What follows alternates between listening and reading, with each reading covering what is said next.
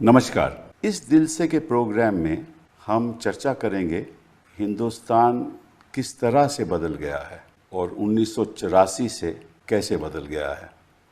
1984 का मैंने जिक्र इसलिए किया और आपको थोड़ी देर में बता दूंगा, लेकिन उस समय आपको मालूम है कि इंदिरा जी की हत्या हुई, राजीव गांधी जी प्राइम मिनिस्टर बने, उनकी बहुमत थी पार्लियामेंट में 400 सीटें से ज़्यादा थी और फिर उसके बाद उनकी सरकार भी गिर गई। फिर 1990-91 में हमें अपना सोना था वो गिरवी रखना पड़ा।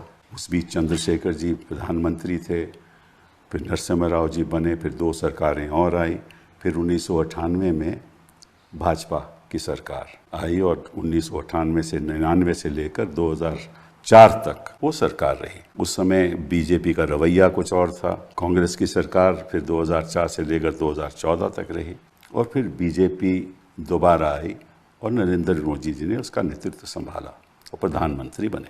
बीजेपी पहले क्या थी, आज क्या है, पहले उसकी नीतियां क्या थी, आज क्या हैं, पहले उसका फोकस क्या था, राष्ट्र विजन क्या था, आज क्या है, और किस तरह से हिंदुस्तान विकसित भारत के सपने देखता है, इसके बारे में हम बात करेंगे। और ऐसे एक शख्स के साथ, एक हस्ती के साथ जिसका इतिहास 1984 से हिंदुस्तान के इतिहास से जुड़ा हुआ है। तो अगर हम उनका कार्यकाल देखें कि कैसे उन्होंने इस देश को देखा है बड़ी गहरी नज़रों से और कैसे देश का बदलाव हुआ है, और उनकी आंखों से हम देखेंगे तो हिंदुस्तान का इतिहास भी हमारे सामने आ जाएगा इस कार्यकाल का। वो ऐसे शख्स हैं, सभी हिंदुस्तानी उनको जानते हैं और मैं समझता हूँ कि जब वो बोलते हैं, जब वे अपनी बात रखते हैं बड़ी संजीदगी से और सोच विचार से, और सारा देश उनको सुनता है। वो हैं यशवंत सिन्हा जी। बहुत बहुत धन्यवाद आपका आने का। आपने अपनी पटना यूनिवर्सिटी में अपना बीए किया और हिस्ट्री में, और उसके बाद आपने पॉलिटिकल साइंस में एमए किया। फिर आप 2 साल आपने पढ़ाया पटना यूनिवर्सिटी में। फिर उसके बाद आप आईएएस में आए 1960 में, और आपका आईएएस का जो मैंने पढ़ा है उसमें आपका कॉमर्स ट्रांसपोर्टेशन मिनिस्ट्री के साथ बड़ा लगाव रहा। उसमें आपने काम किया और फिर आपके मन में आया कि ये मैं ब्यूरोक्रेट रहना नहीं चाहता। और 1974 की बात है, उस समय एक टोटल रेवोल्यूशन जेपी मूवमेंट थी, तो आप उसको ज्वाइन करना चाहते थे। और फिर आपने, जेपी ने आपको कहा और बाकी लोगों ने कहा कि अभी वक्त नहीं है, लेकिन फिर भी आप ब्यूरोक्रेसी में खुश नहीं थे और 1984 में आपने फिर आईएएस छोड़ा। इसलिए मैंने 1984 से शुरुआत की। फिर आपने छोड़ा, जनता दल में रहे और जनता दल के बाद आपने चंद्रशेखर जी को ज्वाइन किया, वित्त मंत्री रहे। उस समय गिरवी हुई, गोल्ड की गिरवी हुई, $400 मिलियन का हमें लोन मिलना था। और आपने उसके बाद, बिकॉज आप उस समय फिनेंस मिनिस्टर भी थे, और उसके बाद आप 1998 में वाजपेयी की सरकार में आप फिनेंस मिनिस्टर रहे। आप उसके बाद 2002 से 4 तक फॉरेन मिनिस्टर रहे। आप लोकसभा में थे, बीच में 1988 में एक बार राज्यसभा में भी थे। कैसे हिंदुस्तान का नक्शा बदला है आपने देखा है। तो मैं आपसे पहली बात पूछना चाहता हूँ, पहले हिंदुस्तान क्या था, आज का हिंदुस्तान क्या है? मुझे पुराना हिंदुस्तान चाहिए। आज का हिंदुस्तान मुझे नहीं चाहिए। पुराने हिंदुस्तान में बहुत सारी खूबियां थी। आपने मेरे आईएएस की नौकरी जब मैं करता था उसकी चर्चा की, फिर मैं पब्लिक लाइफ में आया उसकी चर्चा आपने की। तो मुझे ये लगता है कि पूरी व्यवस्था ही जैसे बदल गई हो। देखिए, 3 प्रधानमंत्री, चंद्रशेखर जी, वाजपेयी जी और नरसिम्हा राव जी, ये तीनों आपस में बहुत मित्र थे। अच्छा। और बहुत सारी ऐसी फोटोज हैं सेंट्रल हॉल की कि तीनों आपस में बैठे हैं, चुहल हो रही है, मजाक हो रहा है। अच्छा। हाँ, और वो एक, मैं अगर कहूँ तो वो एक आनंद का समय था कि आप राजनीति में हैं, पार्लियामेंट में हैं, तो इसलिए हैं क्योंकि उसमें आपको आनंद आता है, करवाहट नहीं थी। हाँ, कोई करवाहट नहीं थी। हमको याद है, मैं पहले आया राज्यसभा में, जैसा आपने कहा, खूब गर्मा गर्मी होती थी बहस में, और उसके बाद हम लोग निकल कर आते थे सेंट्रल हॉल में, वहाँ गर्मा गर्म चाय पीते थे एक दूसरे के साथ। हम लोगों ने कभी जो वहाँ पर जो भी गर्मी दिखाई हो उसको कभी लेकर सदन के बाहर नहीं दिखाई। हम लोग बिल्कुल ही मित्र होते थे बाहर निकलकर, चाहे हम किसी भी दल के हों। अब तो शत्रुता है ना, आप अगर हमारे साथ नहीं है तो हमारे दुश्मन है। तो ये बात उसमें नहीं थी, और इसलिए मैंने कहा कि पार्टियां अलग अलग होते हुए भी सारे लोग एक दूसरे के मित्र भी थे, एक सद्भावना थी आपस में। और हम लोग पार्लियामेंट्री कमेटी वगैरह में जाते थे तो सब तो एक दल के लोग नहीं थे, लेकिन उसमें बहुत अच्छा लगता था, क्योंकि उसमें सब लोग मित्र की हैसियत से सुझाव भी सुनते थे, विपक्ष के सुझाव भी सुनते थे। बिल्कुल सुनते हैं साहब। वो पार्लियामेंट के अंदर आदमी बोलता था विपक्ष में रहते हुए भी, तो उसकी बात सुनी जाती थी, बात को नोटिस में लिया जाता था, न केवल उसका उत्तर दिया जाता था बल्कि उस पर बहुत बार अमल भी किया जाता था। और मैं बताऊं आपको, बहुत पीछे की बात नहीं, लेकिन 2004 से 2009 तक मैं राज्यसभा में रहा। फिर 2009 में मैं आया लोकसभा में। तो उस समय जैसे मनमोहन सिंह प्रधानमंत्री थे, लेकिन पार्लियामेंट्री मैनेजमेंट प्रणब बाबू के पास था। और प्रणब बाबू इतने अच्छे व्यक्ति थे। एक दफा लोकसभा में क्या हुआ कि विपक्ष में और सत्ता पक्ष में झगड़ा हो गया, बहुत जोर का झगड़ा हो गया। अच्छा। हाँ, और house had to be adjourned. तो मैंने देखा कि प्रणब बाबू चल के मेरे पास आ रहे हैं, मैं बीजेपी के बेंचेस में बैठा हुआ था। तो उन्होंने कहा कि भाई यशवंत, हमसे कोई गलती हो गई। तो हमने कहा कि थोड़ा ज़्यादा गुस्सा आ गया आपको, लेकिन कोई बात नहीं है, अगर हाउस जब रिकन्वीन करता है तो आप उठ के इस बात को स्वीकार कर लें कि हमने गुस्से में कुछ बातें कह दी हैं, किसी को बुरा लगा है तो मैं उसके लिए माफ़ी चाहता हूँ, फिर सब कुछ सामान्य हो जाएगा। उन्होंने मेरी बात मानी, उठकर उन्होंने ये बात कही जैसे ही हाउस रिकन्वीन हुआ, और सब कुछ बिल्कुल सामान्य हो गया। फिर एक दूसरे से बातचीत करना, मतलब मुझे याद है कि मैं उस समय parliamentary standing committee on finance का चेयरमैन होता था। Pranab babu as finance minister used to invite me to his house for lunch, for tea, और बैठ के हम लोग बातें करते थे। तो बिल्कुल एक ऐसा नहीं होता था। और भी बहुत से लोग थे कांग्रेस पार्टी में उस समय जिनके साथ मित्रता का भाव था, और इसलिए आप कभी भी पार्लियामेंट्री डिबेट्स में उनके ऊपर उस तरह का अटैक नहीं कर सकते हैं जैसे आज के दिन होता है। That's correct. अभी देख, नरसिम्हा राव जी ने वाजपेयी जी को यूएन डेलीगेशन का लीडर बना के भेजा था अपने कार्यकाल में। ये बना के भेजा था। मैं आपको याद दिलाऊं कि 1971 में जब बांग्लादेश वाला इशू चल रहा था, तो उस समय इंदिरा जी ने जयप्रकाश नारायण को भेजा था वर्ल्ड कैपिटल्स में। हाँ, कि आप जाकर इसको भारत के केस को रखिए दुनिया के सामने। अच्छा, अब जेपी की अपनी पर्सनालिटी थी। मुझे इसलिए ये बात याद है क्योंकि जेपी आए उस समय बॉन होता था वेस्ट जर्मनी का कैपिटल में, वहीं पोस्टेड। आप पोस्टेड थे, कौंसल जनरल ऑफ फ्रैंकफर्ट में रहे, बॉन में आप पोस्टेड बॉन में रहे। तो जेपी आए थे बॉन उस समय, और सोशलिस्ट इंटरनेशनल के चलते विली ब्रांट उस समय चांसलर थे, तो उनसे उनकी पर्सनल दोस्ती थी। तो उन्होंने विली ब्रांट से मुलाकात की और हिंदुस्तान का पक्ष उनके सामने रखा। तो ये तो एक गिव एंड टेक बिल्कुल बराबर बना रहता था, सब लोग उस पर चलते थे और उसमें कोई राजनीति नहीं होती थी। आप सोचिए कि इंदिरा गांधी ने जेपी को भेजा कि आप जाओ वर्ल्ड कैपिटल्स पे और भारत का पक्ष रखो। तो वो तालमेल तो खत्म हो गया, करवाहट आ गई। वो समझते हैं कि विपक्ष के लोग हैं वो एक उनके दुश्मन हैं, और उस पर ऐसे ऐसे भाषण देते हैं हमारे प्रधानमंत्री जी कि ऐसा लगता है कि एक जंग हो रही है पार्लियामेंट में।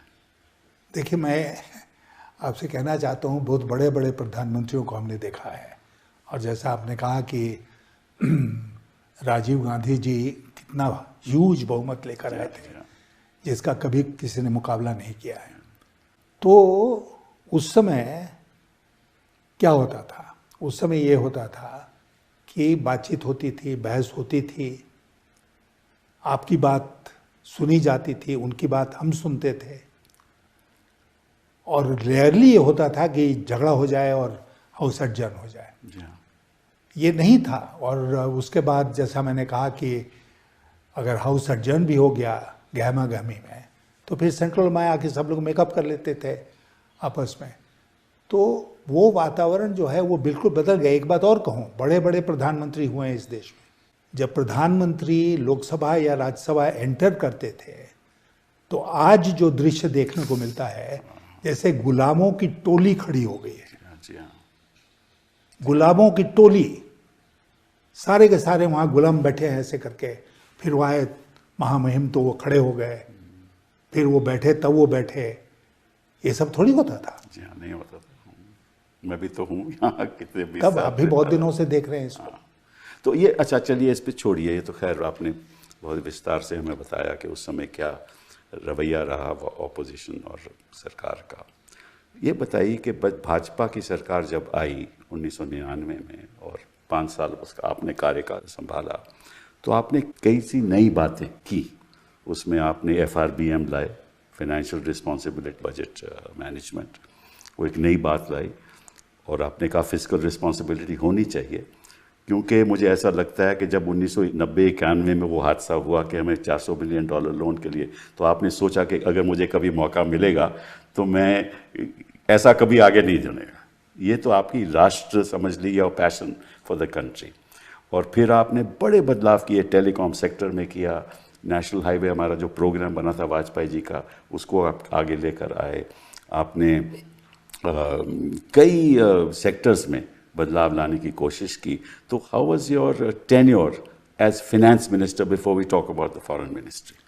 देखिए, ऐसा हुआ, मैं एक बात आपके ध्यान में लाऊंगा कि वाजपेयी जी के फर्स्ट चॉइस फाइनेंस मिनिस्ट्री के लिए जसवंत सिंह जी थे, मैं नहीं था।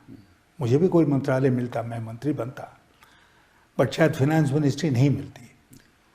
हुआ ये कि मैं पार्टी का स्पोक्स पर्सन था ऑन इकोनॉमिक इश्यूज।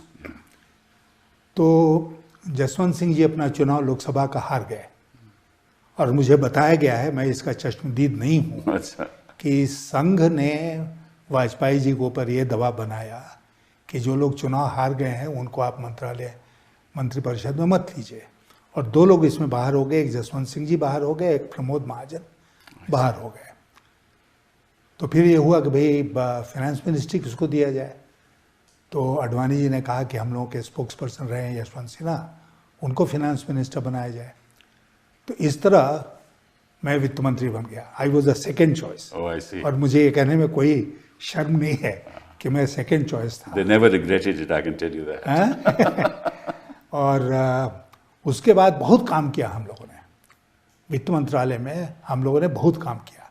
अच्छा, चूंकि मैं भाजपा में नया था उस समय, मैंने भाजपा में आया 93 में, अब ये 90 तो 5 साल की बात थी। तो भाजपा में बहुत से लोग ऐसे थे जो समझते थे कि ये न्यू कमर है, इसको इतना इम्पोर्टेंट मिनिस्ट्री क्यों मिल गया। तो शुरू में हमारी कुछ दिक्कत रही इस बात को लेकर, लेकिन फिर हम एक दिन वाजपेयी जी के पास गए। उन्होंने कहा कि देखिए, मैं एक सक्सेसफुल फाइनेंस मिनिस्टर उस समय तक नहीं हो सकता हूँ जब तक आपका पूरा भरोसा हम पर नहीं हो, क्योंकि बिल्कुल ही बहुत सारी चीज़ों में हमको कदम से कदम पीएमओ के साथ मिला के चलना पड़ेगा। तो उन्होंने हमको याद है, उन्होंने कहा कि पूरा भरोसा है, आप इसकी चिंता मत कीजिए। और फिर उसके बाद वाजपेयी जी ने कंपेयर टू टुडे पूरी छूट दी। हम जाते थे उनके पास। यहाँ तो पीएमओ करता है सब कुछ, हैं? यहाँ तो पीएमओ सब आदेश कुछ करता है पीएमओ। उस समय बहुत बड़े बड़े लोग थे पीएमओ में, पावरफुल लोग थे। जी हाँ, जी हाँ, उस समय ब्रजेश मिश्रा थे, बिल्कुल बिल्कुल। एनके सिंह चले गए थे पीएमओ में फाइनेंस मिनिस्ट्री से। लेकिन वाजपेयी जी ने, उनके पास हम जाते थे जैसा कि जाना चाहिए था, 4 बार जाते थे, 5 बार जाते थे, बजट के हर पहलू को डिस्कस करते थे थ्रेडबेयर, और उनके अप्रूवल के बाद ही आगे बढ़ते थे। तो उसमें उन्होंने पूरी छूट दे रखी थी, उनके अफसर्स भी रहते थे वहाँ पर। लेकिन वाजपेयी जी एक बार कन्विंस हो जाते थे कि यही सही रास्ता है, तो फिर डिफ़िकल्ट से डिफ़िकल्ट जो हम लोगों को रिफॉर्म मेजर्स लेने होते थे वो हम लोग ले लेते थे। जैसे मैं बताऊं, एक इंश्योरेंस सेक्टर को खोलना। अब मैं भी इस राय का था कि इंश्योरेंस सेक्टर प्राइवेट सेक्टर के लिए खोला जाए, बिल्कुल, लेकिन फॉर इंडियन प्राइवेट सेक्टर खोला जाए, Correct. विदेशी के लिए नहीं खोला जाए। ये सरकार में आने के पहले मेरी राय थी। सरकार में हम आए, बहुत सारा एडवाइस हमको जब मिला। तो कांग्रेस पार्टी ने क्रिटिसिज्म भी किया कि हमारी, आपने उस समय विरोध किया था, अब आप फॉरेन इन्वेस्टर को ला रहे हो, मुझे याद है। तो हमको याद है कि फिर हमने ये प्रस्ताव दिया कि इसमें फॉरेन इन्वेस्टमेंट आए। कई कारण थे उसके। कैबिनेट में ये प्रस्ताव गया, और कैबिनेट में कुछ एलिमेंट्स थे जिन्होंने इसका बहुत ज़बरदस्त विरोध किया, ये कह के कि ये तो हम लोगों की पॉलिसी के बिल्कुल खिलाफ है। तो अटल जी ने उसमें क्या किया, उन्होंने एक छोटी सी कमेटी 3-4 लोगों की बना दी और जसवंत सिंह जी को उसका अध्यक्ष बना दिया। सही आदमी को बनाया। हाँ, उस कमेटी की एक मीटिंग हुई, और उस मीटिंग में एक ही फैसला हम लोगों ने किया कि जो प्रॉफिट होगा वो विदेशी कंपनियां बाहर नहीं भेजेंगे, उसको प्लाउ बैक इंडिया में ही करें। ये रिकमेंडेशन फिर कैबिनेट में गए, मान लिया सब लोगों ने, वो पास हो गया। फिर पार्लियामेंट में आए, पार्लियामेंट में भी बहुत ऊपर नीचे हुआ, लेकिन उसमें ही पास हो गया। तो प्रधानमंत्री का समर्थन बहुत ज़रूरी है किसी भी मंत्री को सक्सीड करने के लिए, और अगर आप वित्त मंत्रालय में है, विदेश मंत्रालय में है, तो और भी ज़रूरी है। और मैं एक बात तो आपका और कहूँ कि बहुत लोग ये कहेंगे कि भाई अटल जी तो, उनकी सरकार मिली जुली थी, लेकिन वो भाजपा के थे, भारतीय जनता पार्टी के प्रधानमंत्री थे, पहले प्रधानमंत्री थे। लेकिन मुझे लगता है कि ऐसे कई व्यक्तित्व हुए हैं जो पार्टी में रह के एक राय रखते हों, सरकार में आकर वो राय बदलनी पड़ती है। और अटल जी की गिनती मैं उसी श्रेणी में करूंगा कि सरकार में आने के बाद बहुत सारी बातें में उन्होंने राय बदली, और वो देश के हित में बदली, जैसे नरसिम्हा राव जी ने किया। तो इसलिए मुझे ऐसा लगता है कि उस समय की तुलना अगर आज के साथ की जाए, आसमान जमीन का अंतर है। जी हाँ, जी हाँ। क्योंकि जो liberalisation process doctor Manmohan Singh as finance minister हुआ, उसको आपने बहुत तेजी से आगे बढ़ाया। बिल्कुल, और कोई दूसरा रास्ता नहीं था, कोई रास्ता भी नहीं था। इसी बीच में 2 साल के लिए चिदम्बरम फाइनेंस मिनिस्टर बने, उन्होंने भी आगे बढ़ाया। उसके बाद हम आए, 4 साल हम रहे। अब देखिए हालत है देश की, उसके बारे में आप बात करना चाहते हैं कि देश उस समय हमारी वित्त मंत्रालय की लक्ष्य क्या था, और आज क्या हो रहा है कि आज इतना ज़्यादा गिरावट आ गई है, अनएम्प्लॉयमेंट इतना बढ़ गया है, कोई इन्वेस्टमेंट नहीं हो रहा, बाहर से भी कम आ रहा है, केवल कोई थोड़ा बहुत आता रहता है। पिछले साल में तो कमती हो गया। देखिए, सबसे जो बेसिक बात है अर्थव्यवस्था में, और आपको कोई इकोनॉमिस्ट होने की ज़रूरत नहीं है इसको समझने के लिए, वो ये है कि आपका देश तेज़ी से तरक्की करेगा जब तेज़ी से इन्वेस्टमेंट होगा। इन्वेस्टमेंट कहाँ से आएगा? इन्वेस्टमेंट आएगा डोमेस्टिक सेविंग से, जिसमें पब्लिक प्राइवेट दोनों है, और उसके बाद आएगा विदेशी निवेश से। लेकिन मैं आपको बताऊं कि बहुत अच्छे समय में जब हम लोगों का rate of investment per annum used to be let's say 38%, तो 38% में 36% used to be domestic savings, और 2% होता था विदेश का निवेश। तो वो जो है उस तरफ किसी का ध्यान ही नहीं है। जी हाँ। वो गिरता चला जा रहा है, क्योंकि अचानक हमको लगता है कि पूरी अर्थव्यवस्था में ऐसा लगता है जैसे कि मुद्रा का संकट हो गया। जी हाँ। मुद्रास्फीति का भी संकट है और मुद्रा का भी संकट है। बिल्कुल बिल्कुल। अभी आरबीआई को पता नहीं कितने मिलियन रुपीस को रिलीज करना पड़ा जी हाँ। उस मुद्रा के संकट से निपटने के लिए। तो इकोनॉमिक मैनेजमेंट जो है इस देश का, जो प्रबंधन है, वो अब तो ये कहते हैं कि हमारी जी $5 ट्रिलियन इकोनॉमी है। इसका तो मतलब, मुझे तो मतलब नहीं इसका समझ आता। मैं आपसे $5 कहता ट्रिलियन इकोनॉमी से क्या होगा? आप जाके, मैं जाके पूछता हूँ अपने पुरानी कॉन्स्टिट्यूएंसी में कि भाई ट्रिलियन का मतलब जानते हो? काहे के लिए जानेगा? अच्छे अच्छे लोग नहीं जानते हैं कि कितने शून्य होते हैं 1 ट्रिलियन में, और उसका डॉलर में आप बात कर रहे हैं। जी हाँ। डॉलर से क्या लेना देना? ये तो हम रुपए में, जब रुपया, अरे जब तक पर कैपिटा इनकम नहीं बढ़ेगी तो उसका क्या फायदा? 5 ट्रिलियन इकोनॉमी का क्या फायदा? कोई फायदा नहीं है। तो ये जो है, ये लोग माहिर हैं सपने दिखाने में, और सपने दिखाते हैं। एक बड़ी ताकत जो इनको मिल गई है कपिल जी, वो ताकत है गोदी मीडिया की। तो इसलिए कोई भी झूठ बोलो वो सच के रूप में परोसा जाएगा। वो तो फिर उसकी चर्चा अभी करेंगे थोड़ी देर में। लेकिन इतना मैं कहना चाहता हूँ कि अगर आप ब्रिक्स की कंट्रीज भी देख लो, वहाँ भी सारी ब्रिक्स की कंट्रीज में हम सबसे नीचे हैं। हमारी पर कैपिटल लगभग $2,800 है आज के दिन, 9,000। लेकिन ब्राज़ील की 12,000 है। तो कहने का मतलब यह है कि अगर, और इतना अंतर है गरीब और अमीर में, वो बढ़ता जा रहा है। बढ़ता जा रहा है। हाँ। और लगभग हमारी जो पॉपुलेशन है में से 80 करोड़ पॉपुलेशन तो 5,000 महीना कमाती है, उससे ज़्यादा कमाती भी नहीं। जब तक आप बॉटम ऑफ द पिरामिड की स्थिति, आर्थिक स्थिति नहीं ठीक करोगे, तब तो बदलाव तो आ ही नहीं सकता। 80 करोड़ से ज़्यादा लोगों को तो हम 2 शाम का भोजन दे रहे हैं। That's right। क्यों?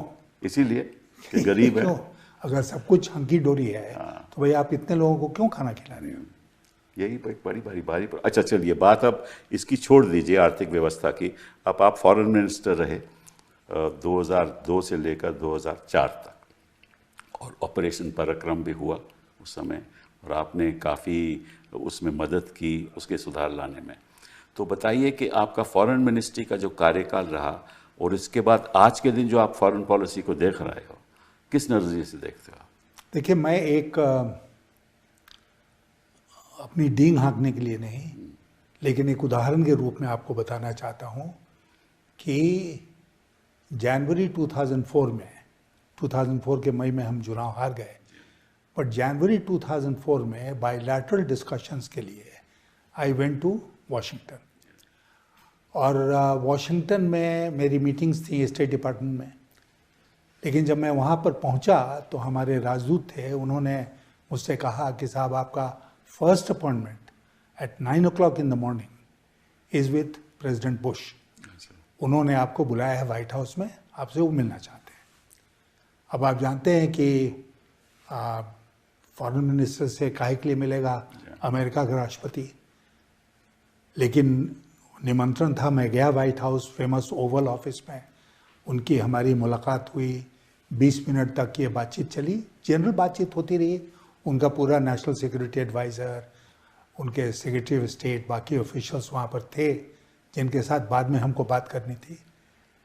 ये मैं उदाहरण के तौर पर इसलिए कह रहा हूँ कि उस समय तो नहीं भारत की मीडिया में ये चला कि डंका पिट रहा है विदेशों में भारत का। मुझे नहीं याद आता है, बात आई गई, ख़त्म हो गई कि भाई भारत के विदेश मंत्री से अमेरिका के राष्ट्रपति, कोई छोटी सी खबर छपी यहाँ पर, डंका पिट रहा है। ये तो मैंने पहली बार सुना कि भारत की विदेश नीति का डंका पिट रहा है। भारत की विदेश नीति की अनेक सफलताएं हैं विश्व में, बिल्कुल अनेक सफलताएं हैं, लेकिन किसी ने कभी डंका पीटने की बात नहीं की। मोदी जी ने विदेश नीति को कंप्लीटली पर्सनलाइज कर दिया। हमारे जो विदेश मंत्री हैं आज के दिन, he is no more than a glorified foreign secretary, और वो सब लोग जानते हैं कि जिस दिन मोदी जी का प्लेजर समाप्त हो जाएगा, उस दिन वो कहीं के नहीं रहेंगे। तो दुनिया के दूसरे देश भी इस बात को जानते हैं। टोटल फॉरेन पॉलिसी का कंट्रोल मोदी जी ने अपने हाथ में ले लिया। That also personalized. एकदम पर्सनलाइज। पता नहीं कितने देशों में गए, मुझे लगता है कि टिम्बकटू छोड़कर शायद हर जगह हो लिए हैं। इतना पैसा खर्च हुआ, उसके साथ उस सब जो उन्होंने परिश्रम किया या मौज उड़ाया, वो नतीजा क्या हुआ? उसका नतीजा आज देखने को मिल रहा है ना। आज हमको वो देखने को मिल रहा है। अब की बार ट्रंप सरकार का नतीजा, आईएमएफ में मामला आया पाकिस्तान को लोन देने हमें का। एब्सटेन करना पड़ा। नहीं, हमने एब्सटेन किया, लेकिन हमारे साथ कोई और दूसरा देश एब्सटेन। सही बात है, सही बात है। हमारे जो दक्षिण एशिया के देश हैं उसमें आज कोई हमारे खास पड़ोसी देश कोई हमारे साथ नहीं खड़ा है। सही बात है। ओनली कंट्री जो हमारे साथ खड़ी रही वो ताइवान। हाँ, ताइवान है, तालिबान है, तालिबान, इजराइल है। तालिबान से आप आजकल बातचीत हो रही है। बहुत खुशी की बात है ना कि तालिबान ने हमारा समर्थन किया। और पहलगाम का जो आपने जो स्ट्रेटेजिक पार्टनरशिप को आगे बढ़ाया with the United states of America, उसका बड़ा प्रभाव भी पड़ा और उसका हमें फायदा भी हुआ। Ultimately doctor Manmohan Singh carried it forward and we ultimately had the nuclear deal. बिल्कुल। और मैं आपको बताऊं कि वो जो प्रतिबंध लगाया था यूएस ने हमारे न्यूक्लियर टेस्ट के बारे में, वो धीरे धीरे करके, हम उनके पास नहीं है कहने के लिए कि प्रतिबंध उठा लो, उन्होंने खुद, हमने एक्सप्लेन किया कि हमको क्यों न्यूक्लियर टेस्ट करना था। President Bush had a great role to play there. हाँ बिल्कुल। और इसलिए उसी से फिर अल्टीमेटली ये न्यूक्लियर डील हुआ है इंडिया और यूएस के बीच में। करेक्ट। चलिए इस बात को छोड़ के हम आप एक थोड़ी सी पर्सनल बात करते हैं। आप बीजेपी में एक वरिष्ठ नेता उभर के आए, सब लोग आपको सुनते थे। फिर जब अडवाणी जी ने जिन्ना के बारे में कुछ कहा तो आपने कुछ बयान दिया, आप नाखुश थे उस बयान से। तो थोड़ी आपके जो संबंध थे बीजेपी से वो थोड़े कम होते रहे। ये बात सही है ना? हाँ, ये बात सही है। क्योंकि उस समय मुझे बहुत अच्छा नहीं लगा जब पाकिस्तान जाकर जिन्ना के मज़ार पर जाकर उन्होंने जिन्ना की तारीफ़ की। हम सब जानते हैं, मैं तो इतिहास का विद्यार्थी भी रहा हूँ, कि देश के बंटवारे के लिए जिन्ना पूरी तरह से जिम्मेदार थे। अंग्रेज़ों की मदद से उन्होंने देश का बंटवारा करवाया। तो उस जिन्ना की तारीफ़ किया जाए एक भाषण को लेकर जो उन्होंने नेशनल असेंबली में दिया, मुझे लगा कि ये ज़्यादा कुछ हमने सीमा कुछ क्रॉस कर ली और इसलिए मैंने अपनी नाराज़गी व्यक्त करी। और उसके बाद नतीजा भी ये हुआ कि फिर आप पार्लियामेंट में लीडर भी थे, फिर आपको लीडरशिप भी हटाया गया। हाँ, हटाया गया। उसके बाद से तो धीरे धीरे करके दूरी बढ़ती चली गई। और जो जिस अडवाणी जी ने कहा था कि मैं दिवाली गिफ्ट हूँ, जब मैंने बीजेपी ज्वाइन किया था, एग्जैक्टली, तो उनसे व्यक्तिगत रूप से, हालांकि मैं गया उनके पास, उन्होंने बहुत सफाई दी हमको कि मैंने क्यों बोला, क्या बोला, पुस्तकें वगैरह दिखाई। मैं संतुष्ट नहीं हुआ, मेरे अपने विचार थे, लेकिन But that's the difference between a bureaucrat who is independent minded or a bureaucrat who is a supplicant. That is the key. नहीं, वो की है। और मैं आपको बताऊं कि आप शायद भूल गए कि 1989 में जब मुझे आईएएस की नौकरी छोड़े हुए 3.5 साल शायद हुए थे, उस समय वीपी सिंह प्रधानमंत्री थे। उन्होंने मुझे निमंत्रण दिया कि मैं राष्ट्रपति भवन आऊँ। राष्ट्रपति भवन पहुँचने के बाद मुझे पता चला कि हमको मिनिस्टर ऑफ स्टेट बना रहे हैं, तो मैं नहीं तैयार हुआ, वापस आ गया। I did not take. There it is.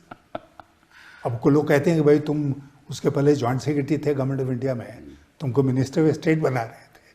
कुछ अपनी बात में किसी दिन मैं भी बताऊंगा इसी संदर्भ तो में। इसलिए क्या है ये, तो हमको खुशी है कि मैंने उसको स्वीकार नहीं किया।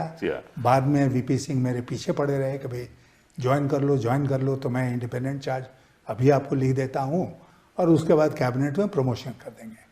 तो हमने कहा कि राजा साहब, मैं वेट करूँगा, जब आप इसके लिए तैयार हो जाएंगे कि मैं फुल कैबिनेट मिनिस्टर बनूं तो मैं आ जाऊँगा। वो मौका नहीं आया। फिर उसके बाद ये भी तो हुआ ना कि जब Pranab Mukherjee presidential candidate declare हुए तो आपने उनका साथ दिया, उससे और करवास बढ़ गई। तो फिर 2018 में आपने बीजेपी छोड़ दिया। लेकिन ये जो बीजेपी है, मैं केवल आपसे आपके विचार पूछना चाहता हूँ कि ये जो बीजेपी है, ये तो बीजेपी है ही नहीं मेरे हिसाब से, क्योंकि जो नीतियाँ बीजेपी की थी ये तो इसको अलग होकर चल रहे हैं कि जिस तरह से ये विवाद समाज में पैदा कर रहे हैं, जिस तरह से एक कम्युनिटी को दूसरी कम्युनिटी से लड़ा रहे हैं, ये तो बीजेपी की कभी पॉलिसी थी ही नहीं। कम से कम अटल जी की नहीं थी। हाँ, उस कार्यकाल में तो ऐसा कभी हुआ ही नहीं। कुछ लोग कहते हैं कि अडवाणी जी की थी, लेकिन अटल जी की अडवाणी जी तो हिंदुत्व की वजह से बीजेपी को बहुमत उन्होंने दिलाई। लेकिन देखिए, मैं आपको कहूँ कि सरकार में आने के बाद Advani ji deputy prime minister थे और होम मिनिस्टर थे। वाजपेयी जी ने उनको इस बात के लिए राजी किया कि हुर्रियत के साथ वो बात करें, और हुर्रियत के साथ रात बात करने के लिए अडवाणी जी तैयार हो गए। वो बातचीत आगे नहीं बढ़ी क्योंकि सरकार चली गई। लेकिन ये अप्रोच था वाजपेयी जी का कि अडवाणी जी को भी उन्होंने वो जो आप कहें एक फंडामेंटलिज्म का रास्ता था उससे दूर हटाया, और सरकार की जो पॉलिसी होनी चाहिए उस पॉलिसी पर चलने के लिए उनको राजी किया। मैं भी उस समय पार्लियामेंट में था और मैंने कभी नहीं देखा वाजपेयी जी को या अडवाणी जी को इस इशू पे डिवाइड एंड रूल जो पॉलिसी आज के दिन हो रही है, इसको आगे बढ़ाने का कभी कोई ऐसे कदम नहीं, कोई कदम नहीं उठाया। और आज की जो बीजेपी है जिसका आप जिक्र कर रहे हैं, उस बीजेपी में हिंदू मुसलमान छोड़कर दूसरा कोई मुद्दा ही नहीं। हाँ बिल्कुल, और इसी आधार पे वो जीतते हैं। हाँ, इसी आधार पर वो जीतते हैं। और चाहे वो देश किसी और में जा रहा है, गरीबी का कोई मुद्दा ही नहीं है, चर्चा ही नहीं होती है इस देश में, अनएम्प्लॉयमेंट की कोई चर्चा ही नहीं होती। और आज की स्थिति है कि चलिए आपने पाकिस्तान से बात करना छोड़ दिया, उसका नतीजा क्या हुआ? हम नहीं, आप कह रहे हैं कि बात करेंगे तो क्या फायदा? लेकिन पीओ के बारे में बात करेंगे नहीं, पहले तो तालिबान से बात शुरू कर दी उन्होंने और आतंकवाद के बारे में बात करेंगे। भाई, आप जानते हैं कि there was a composite dialogue process, उसमें आतंकवाद भी था। तो इसलिए ऐसा नहीं है कि पाकिस्तान से जब बातचीत होती थी तो आतंकवाद के ऊपर बातचीत नहीं होती थी। ऐसा नहीं था कि जो पहले की सरकारें नहीं, उन्हें आतंकवाद के ऊपर कोई कठोर नीति का अनुसरण नहीं किया, ऐसी बात नहीं थी।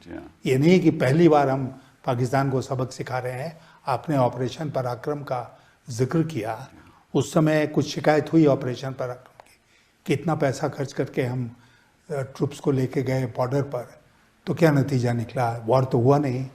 तो वॉर करना एम नहीं था। जी हाँ। एम था कि पाकिस्तान को हम दिखा दें कि हमारी कोर्स करने की ताकत क्या है, और वो हमने तैयार दिखाया। और फिर आपको याद होगा कि सार्क सम्मेलन के लिए हम लोग जनवरी 2004 में इस्लामाबाद गए, वाजपेयी जी भी गए। और उसके बाद एक जॉइंट प्रेस स्टेटमेंट, केवल 17 वाक्यों का एक joint press statement sign issue हुआ, जिसमें कि साफ तौर पर आप देखेंगे उसको तो पाकिस्तान ने ये इस बात को स्वीकार किया कि दे एक्सपोर्ट वायलेंस टू इंडिया, और आगे से नहीं करेंगे। और उसके बाद हुआ कि ठीक है, we'll resume the composite dialogue process, अगर पाकिस्तान फॉलोज कि हम टेरर को एक्सपोर्ट नहीं करेंगे उस पॉलिसी को। बट अभी तो ये कहते हैं कि अगर जब हम दो ही बातों पे चर्चा करेंगे पाकिस्तान के साथ, एक पीओके और एक टेररिज्म, तो फिर तो चर्चा होगी नहीं होगी। तो फिर इसका फायदा क्या है? आपने आक्रमण भी कर लिया, आपने उनको सबक भी सिखा लिया, आपकी गोदी मीडिया भी आपके साथ रहा, उसका नतीजा क्या निकला? नहीं, उसके बाद आप भूल गए, बिहार का चुनाव आ रहा है। अच्छा भाई, पुलवामा हुआ तो जी हाँ, चुनाव आ रहा था। उरी में अटैक हुआ तो उसके बाद सर्जिकल स्ट्राइक हुआ, और पूरी तरह से फायदा उठाया गया। चुनाव में मोदी जी का भाषण हुआ जिसमें उन्होंने कहा कि फर्स्ट टाइम वोटर से मैं अपील करना चाहूँगा कि पुलवामा के शहीदों के नाम पर वो एक वोट हमको दे। अब बताइए, नेशनल सिक्योरिटी के इशू को पुलवामा के शहीदों को पोलिटिसाइज कर दिया। और इसीलिए अभी जो कुछ हुआ वो मैं मानता हूँ कि पूरी तरह से वो बिहार के चुनाव को ध्यान में रख के किया जा रहा है। और अभी ये जो तिरंगा यात्रा और ये सब लेके बीजेपी खुद क्रेडिट लेना चाहती है। बीजेपी के लोग अब चालू हो गए हैं ये कहने में कि साहब देखो कितना कमाल कर दिया मोदी जी ने। अभी ये किसी ने नहीं पूछा कि वो जो हमारे 26 नागरिकों की हत्या की गई टेररिस्ट के हाथों से, उसका जिम्मेदार कौन है? क्योंकि अब कश्मीर में तो आपका कार्यकाल है, अभी तो राज तो आपका कश्मीर में है ना। और जब पुलवामा हुआ तभी भी राज कश्मीर सेंट्रल गवर्नमेंट का राज था। आप ये देखिए कि पुलवामा का आज तक खुलासा हुआ नहीं, खुलासा हुआ ना। तो इसी तरह पहलगाम का भी खुलासा कभी नहीं होगा। वो एक हम बहुत कश्मीर गए बीच में, जी हाँ, कश्मीर के लोगों के साथ अपने को जोड़ने के लिए।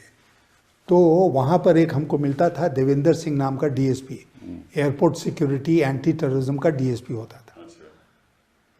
वो पकड़ा गया एक दिन आतंकवादियों के साथ। और जिस पुलिस ने उसको पकड़ा वो सीआरपीएफ के लोग थे शायद, तो वो नहीं जानते थे कि भाई ये खास आदमी है सरकार का। तो आतंकवादियों के साथ जा रहा था, पकड़ा गया। वो कहाँ गायब हो गया आज तक नहीं पता किसी को। उसके ऊपर मुकदमा चला नहीं चला, क्या हुआ उसका, डिमोशन हुआ, बर्खास्त हुआ, नोबडी नोस। तो इस तरह के कई अनआंसर्ड क्वेश्चंस हैं जिसके बारे में देश हम सवाल पूछ भी नहीं सकते। बिकॉज वो 4 सवाल पूछें तो वो कहते हैं कि हम जवाब नहीं देने, या ये सवाल पूछा ही नहीं जा सकता। बताइए। हमारे चेयरमैन साहब कहते हैं, लोकसभा में अपने स्पीकर साहब कहते हैं। तो आप बताइए कि जो कुछ हुआ पहलगाम में, बैसरन में, उस पर सवाल नहीं पूछेगा देश कि 2000 टूरिस्ट वहां पर हैं। वो तो आप एंटी नेशनल हो जाओगे ना अगर सवाल एक सिपाही वहां नहीं है। जी हाँ। 1.5 घंटा आपको लगा वहां पहुंचने में, हेलीकॉप्टर से घायलों को उठाने में। जी हाँ। और इस बीच वो भाग गए, वो पता ही नहीं चला। आज तक नहीं पता चला उनका। हम उसको पाकिस्तान के साथ उसका जो भी हश्र करें, उन तो टेररिस्ट का क्या हुआ जो भाग गए, कहाँ लापता हो गए, जमीन खा गई उनको, आसमान ले गया, क्या हुआ? और हम कहते हैं कि आतंकवाद के खिलाफ लड़ाई। तो ये जो मुझे बताइए कि ये तो मुझे बड़ा अजीब सा लगा कि 3:30 बजे लगभग डीजीएमओ पाकिस्तान का फ़ोन आता है, डीजीएमओ हिंदुस्तान का, और फिर सीज़ फायर का ऐलान हो जाता है। और इस बीच ट्रंप का बयान आ जाता है 5:30 बजे कि भाई सीज़ फायर मैंने करवाया, पिछले 48 घंटे से मैं बातचीत कर रहा था। उसके बाद वाइस प्रेसिडेंट वैंस का ट्वीट आ जाता है, उससे में रूबियो का ट्वीट आ जाता है, और सभी ने ये कहा कि हमारी वजह से कार्य, और इसका कोई जवाब नहीं है। देखिए ऐसा है कि उस दिन की घटना चक्र अगर आप देखें और हमारे मोदी जी का स्वभाव ध्यान में रखें कि 3:30 बजे या 3:35 में बात होती है दोनों डीजीएमओस की, और अब वही मोदी जी कह रहे हैं कि भाई पाकिस्तान गुहार लगा रहा था, बेग कर रहा था कि सीज़ फायर करो। तो उन्होंने बेग किया कि सीज़ फायर करो, डीजीएमओ पाकिस्तान ने। तो हमारे डीजीएमओ ने तो फैसला नहीं लिया होगा, ना उनके डीजीएमओ ने लिया होगा, ना उनके डीजीएमओ ने। ये तो मामला कैबिनेट कमेटी ऑन सिक्योरिटी में जाना चाहिए था। कोई मीटिंग हुई क्या? नहीं। तो कैसे फैसला हो गया? और 5:30 बजे घोषणा हो गई कि सीज़ फायर हो गया, और ये कोई 100 मीटर्स डैश नहीं ना था कि ट्रंप दौड़ते हुए फर्स्ट हो गया और फर्स्ट होके उसने कहा देखो मैंने करा दिया। करेक्ट। और हमारे लोगों का, हमारे जो हुकूमत में बैठे हुए लोग हैं, उनका आज के दिन जो स्वभाव है वो यह है कि कुछ छोटी छोटी बात होती है तो हम दौड़ के मीडिया के पास जाते हैं, देखो हमने कर दिया। तो क्यों नहीं कहा हमने? तो हमने पहले क्यों नहीं बताया? ट्रंप के कहने से पहले हमने क्यों नहीं बताया? यही तो बात है। और इसीलिए ट्रंप का, जैसा आपने कहा कि उसकी पूरी टीम ने, वाइस प्रेसिडेंट वैंस ने, सेक्रेटरी ऑफ स्टेट जो नेशनल सिक्योरिटी एडवाइजर भी हैं रूबियो, उन सब लोगों ने एक स्वर में कहा कि हमने करा दिया। और ट्रंप का बार बार बयान आ रहा है कि nuclear threshold was about to be crossed. जहां वो जाते हैं यही दोहराते हैं। और अगर ट्रंप बोल रहे हैं, जो अमेरिका के राष्ट्रपति हैं, तो भारत की तरफ से किसको बोलना चाहिए? प्रधानमंत्री जी को। प्रधानमंत्री जी पूरी तरह से खामोश। और उन्होंने एक बात और बड़ी, which is I think very serious, उन्होंने प्रेसिडेंट ट्रंप ने कहा कि मैंने इनको कहा कि अगर आप सीज फायर नहीं करोगे, नो ट्रेड विद यू। ये बात मैंने भारत को भी कही, ये बात मैंने पाकिस्तान को भी कही, उसका भी कोई जवाब नहीं है। कोई नहीं, कुछ नहीं। तो ये इसलिए बहुत सारे अनुत्तरित प्रश्न हैं, अनएक्सप्लेन्ड क्रोनोलॉजी है, जिसके बारे में पार्लियामेंट में कभी बहस होगी तो सरकार को जवाब देना पड़ेगा। नहीं, आपको बड़ी गलत फहमी में है। लेकिन सरकार जवाब नहीं देने वाली। सरकार तो कहेगी कि हमने पाकिस्तान को दिखा दिया, क्योंकि हमने 9 जगह पे हमने आक्रमण किया ताकि टेररिस्ट कैंप को ख़त्म कर दिया, और उसके बाद जब पाकिस्तान ने जवाब दिया तो फिर हमने उनके एयरबेस पे के हमने हमला किया। और इसलिए जब हमारा जो लक्ष्य था वो पूरा हो गया तो फिर हमने सोचा कि सीज फायर हो गया तो हो गया, अच्छी बात है, तो हमारा तो लक्ष्य पूरा हो गया। ये उनका जवाब है, मैं आज ही आपको बता सकता हूँ। नहीं, वो तो कहेंगे, वो तो अपनी तरफ से कहेंगे ही कि हमारा तो अगर लक्ष्य पूरा हो गया तो सीज फायर की तो जरूरत ही नहीं थी। हाँ, तो बेकार जरूरत थी। अच्छा, अब दुनिया में आप जानते हैं कि ऐसे बहुत सारे उदाहरण हैं जिसमें यूनिलैटरल सीज फायर होता है। जी हाँ, जी हाँ, जी हाँ। चीन ने 1962 में यूनिलैटरल सीज फायर की घोषणा की थी। तो हमने यूनिलैटरल सीज फायर की घोषणा क्यों नहीं कर दी कि भाई हमने जो करना था वो कर दिया, अब सीज फायर। ये अमेरिका को या और किसी देश को बीच में आने की क्या जरूरत थी? बिल्कुल सही। और मोदी जी बोलते क्यों नहीं इस मुद्दे पर? तो ये तो एक न्यू नॉर्मल हो गया ना। यही न्यू नॉर्मल हो गया। हाँ। तो चलिए इस बात को छोड़ते हैं। एक बात और आपसे, वो बड़ी सीरियस बात ये कि प्रधानमंत्री जी कभी प्रेस के सामने आते ही नहीं। आपने कार्यकाल में कई प्रधानमंत्री जी देखे, कभी ऐसा हुआ पहले? कभी नहीं, कभी नहीं। राजीव गांधी, चंद्रशेखर जी, नरसिम्हा राव जी, गुजराल जी, अपने कर्नाटका से अपने देवेगौड़ा जी, फिर वाजपेयी जी, फिर अगेन डॉक्टर मनमोहन सिंह, कभी तो ऐसा हुआ ही नहीं, मैंने कभी देखा ही नहीं। तो और देखो आप प्रेसिडेंट ट्रंप को देखो, वो रोज प्रेस के सामने आता है। हाँ, तो उनको खैर, बल्कि वो नेगोशिएशन भी प्रेस के सामने नेगोशिएशन भी प्रेस के सामने ज़ेलेंस्की के साथ किया बातचीत। तो ये भी एक लोकतंत्र में एक इतनी गिरावट आ जाए कि the prime minister of India is not answerable to anybody in this country. देखिए, आपने देखा होगा इस बात को कि प्राइम मिनिस्टर साहब जो हैं वो जब तक टेलीप्रॉम्प्टर नहीं हो तब तक वो बोलते नहीं। टेलीप्रॉम्प्टर से बोलते हैं। जी हाँ, ये बात तो सही है। अब आप प्रेस कॉन्फ्रेंस करेंगे तो कौन सा टेलीप्रॉम्प्टर लगा होगा? जब व्हाइट हाउस में प्रेस कॉन्फ्रेंस हुआ तो टेलीप्रॉम्प्टर भी लगा हुआ था मोदी जी के सामने, और उसके बाद एक सवाल आया तो उसमें कितना फुहड़ जवाब दिया। जी हाँ, मुझे याद है। हाँ। आपको याद होगा। तो he just can't handle press conference. जैसे वो बहुत सारी चीज़ों का हैंडल नहीं कर सकते हैं, उसमें एक प्रेस कॉन्फ्रेंस में ही जस्ट कांट। तो बहुत सी चीज़ें क्या है, ज़रा हमें बता। चलिए इसको छोड़ते हैं। अब आखिरी बात हम करेंगे कश्मीर की। जब ये हादसा हुआ पहलगाम में, और कश्मीर भी एक आवाज़ से उन्होंने कहा कि हम इसके बिल्कुल खिलाफ हैं और सरकार के साथ हैं, और हमें ना सोचिए कि हमें लोगों के साथ हैं। और एक माहौल भी पैदा हुआ देश में, एक स्वर में हमने साथ दिया सरकार का। अब इन्होंने एक स्टेटमेंट दी है कि अगर कोई भी टेररिस्ट फिर हमला करेगा तो it will be an act of war. तो इसका मतलब एक तो ये साबित हो गया इनकी अपने ही स्टेटमेंट से कि टेररिज्म का अटैक ज़रूर होगा, क्योंकि टेररिज्म तो ख़त्म नहीं हुआ। तो अगर टेररिज्म ख़त्म नहीं हुआ तो ये सब करने की ज़रूरत क्या थी?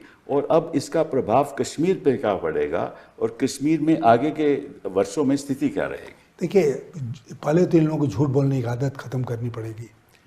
जब 370 हुआ और ये सब हुआ तो उन्होंने क्या कहा कि आतंकवाद ख़त्म हो गया कश्मीर में। फिर आतंकवाद चलता रहा, आज भी चल रहा है। और मैं मानता हूँ कि कश्मीरियों ने जो भावना दिखाई इस पहलगाम के अटैक के बाद, उसकी जितनी भी तारीफ की जाए वो कम होगी। बिल्कुल सही। एंड ये एक इतना इम्पॉर्टेंट टर्निंग पॉइंट है हमारी हिस्ट्री में कि अगर हम ढंग से कश्मीर के लोगों के साथ बातचीत करें तो कश्मीर पूरा का पूरा हमारे साथ आ जाएगा, और उनको लाना चाहिए हमको अपने साथ। असेंबली के इलेक्शन भी होने चाहिए, बिल्कुल होने चाहिए, उनका स्टेटहुड रिस्टोर होना चाहिए, असेंबली के इलेक्शंस होने चाहिए, इसमें बिल्कुल देरी नहीं, बट हम लोगों ने खुद एलियनेट किया हुआ है उनको। जी हाँ। जो मैं आपके टेररिज्म की बात है वेरी इंटरेस्टिंग, क्योंकि मैं कुछ आंकड़े देख रहा था कि टेररिज्म का बढ़ावा 2000 के बाद बड़ी तेज़ी से हुआ। फिर मेरे पास 2014 के फिगर हैं कि 240 इंसिडेंट हुए जब ये सरकार बनी, तो उस समय जो टेररिस्ट जो मारे गए, हाँ, वो लगभग 2014 में 114 थे। अगर आप चलिए 2015 में 115 हुए, 2016 में 165 हुए, 2017 में 220 हुए, 2018 में 271 हुए, और 2019 में 163 हुए, 2020 में 232 हुए। इसका मतलब कि 370 के हटाने के बाद टेररिज्म बढ़ा है कश्मीर में, कम नहीं हुआ। तो इसका मतलब 370 होता या ना होता, उसका तो कोई फायदा हुआ नहीं। टेररिज्म में उसका कोई असर नहीं पड़ा है। और देखिए, पाकिस्तान जानता है कि एक मिनिमम नंबर ऑफ टेररिस्ट कितने होने चाहिए कश्मीर में at a given point of time, जिसमें पाकिस्तान के भी होने चाहिए और कश्मीर के भी होने चाहिए। दोनों मिला के 200, 150, 300 इतने टेररिस्ट बराबर वो कोशिश करते हैं कि कश्मीर में रहें और आतंकवाद की घटनाओं को अंजाम देते रहें। अब वो कोशिश होती रही कि मार के उनको कम करो, फिर पाकिस्तान भेज देता है उनको। लेकिन ये जो आपने थ्रेशोल्ड की बात की ना, हमने खुद अपना थ्रेशोल्ड रेज किया है, ये कह के कि अगर टेररिस्ट घटना घटती है तो हम उसको एक्ट ऑफ वॉर मानेंगे। अब कोई भी सिरफिरा टेररिस्ट अगर है तो लोग कहेंगे कि आप करिए, अब करो, आप फिर से act of war against whom, against Pakistan. जी हाँ, जी हाँ। तो फिर पाकिस्तान के खिलाफ फिर जंग छेड़ो। ये खुद ही हमने अपने आप को दुविधा में पड़ गए। हाँ, डाल दिया है। तो ये तो बड़ा मुश्किल। और अगर ऐसा होगा तो देखिए क्या है कि अब सख्ती हो जाएगी सिक्योरिटी फोर्सेस की कश्मीर में। बिल्कुल, आप देख रहे हो कि कुछ लोगों के घर भी उजाड़ दिए इन्होंने। तो अगर सख्ती होगी तो फिर अगेन सिचुएशन इन कश्मीर थोड़ी और ख़राब हो जाएगी। तो ये जो इनकी नीतियां हैं, ये सुधारने की नीतियां नहीं हैं। जैसे आपने कहा, केवल एक ही लक्ष्य है कि किसी तरीके से अगला इलेक्शन जीता जाए, बस, और कुछ नहीं। तो इसीलिए मैंने सोचा कि क्योंकि आप 1984 से आप पॉलिटिक्स में आए और उसके बाद आपने हिंदुस्तान के जो रवैया रहा और नीतियां रही, जिसमें आपने बहुत बड़ा योगदान दिया हिंदुस्तान को आगे बढ़ाने का, और आज की स्थिति क्या है उस पर चर्चा इसलिए मैंने की क्योंकि आपके नज़र से जो हिंदुस्तान आपने देखा और जो हिंदुस्तान हम दोनों देख रहे हैं, उसमें बहुत भारी अंतर है और लोकतंत्र को बड़ा ख़तरा है। और इसलिए बहुत ज़रूरी है कि इन बातों को लोगों तक पहुंचना चाहिए और लोगों को समझना चाहिए कि सत्य क्या है, असत्य क्या है, और क्या रास्ता जनता को अपनाना चाहिए ताकि हिंदुस्तान बरकरार रहे। बिल्कुल। बहुत बहुत धन्यवाद आपका। Thank you.